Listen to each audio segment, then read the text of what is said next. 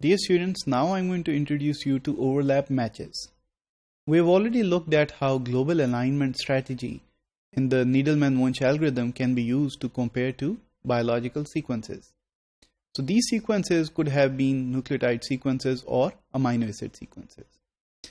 So to start with, we employed the dot plots and we placed one sequence on top and the second sequence on the left side of a dot matrix plot. And for each nucleotide in the top sequence, if it matched each nucleotide on the left side, then you placed a dot on the corresponding position. If there was not a matching nucleotide or amino acid, you left that position empty. In this way, we arrived at a plot like this, wherein we had all the sequences, all the nucleotides in both sequences positioned here as well as on top. Naturally, if you had two sequences that were very similar, you would have a very dark and strong diagonal.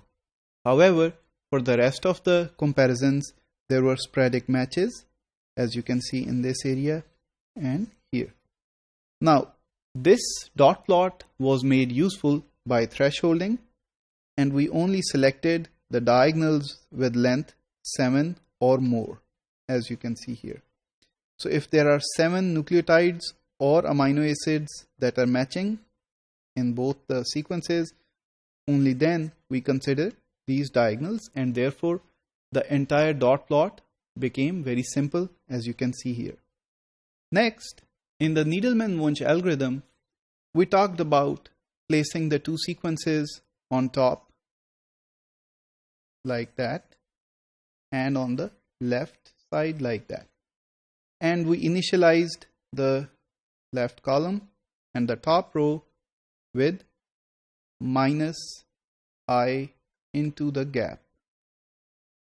So in this case, the gap is -5, so you can see -5, -10, -15, -20, and so on.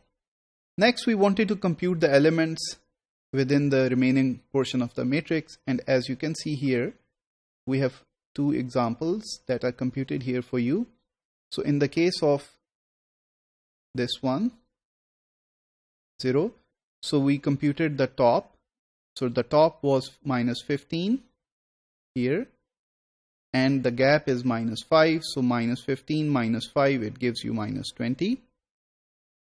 On the left side, you had 5, so you put 5, and the gap is again -5, so 5 -5 is 0. While for the diagonal, it was -10 here, and you placed -10 here.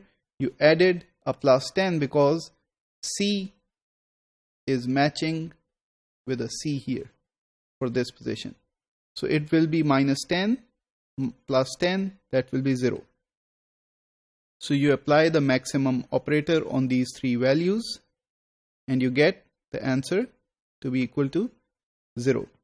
So you placed a 0 here. Similarly, for this position, you computed the top, left, and diagonal, and you took the maximum from the resulting three values, and that was 5, so it was placed here. So this was the Needleman-Wunsch algorithm, and you used it to compute the entire matrix. Now, once you had computed the entire matrix and it was all filled up like this, you needed a traceback to extract the alignments. So to start with the tracebacks, we started with the maximum element here at the bottom right, and we incrementally moved to the elements in the matrix that contributed this value. And in this way, we completed our traceback. Now, the alignment here shows that there is a gap inserted at this position, and there is a gap inserted at that position. So there were two possible ways to align these sequences. So once you have completed the traceback like that, you choose the alignment and you draw the entire plot. Now, what if a situation arises wherein the two sequences they are overhanging each other. That is, one part of the sequence is outside the other sequence. I will show you with an example. So the idea is that in case the two sequences cannot be matched globally, there can be some overhanging or overlapping portions in the sequence. So the solution is the global alignment, as we were just doing, but with just one modification.